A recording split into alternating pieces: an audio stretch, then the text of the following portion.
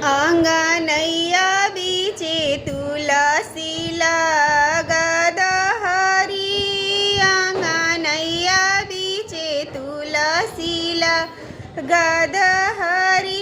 जे मोरो राम तुलसी आदर करी हे राम, जे मोरो राम तुलसी सेवा करी हे राम।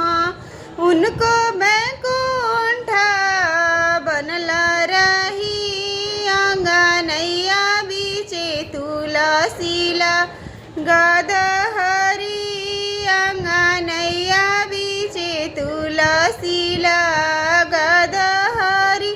जे मोरो राम तुलसी जलवा दी है राम, जे मोरो राम तुलसी भोगवा लई है राम।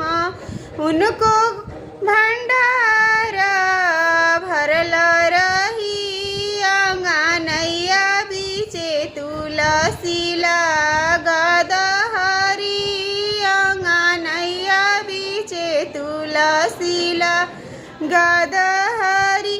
जे मोरो राम तुलसी कीर्तन करी है राम, जे मोरो राम तुलसी कीर्तन करी है राम। उनको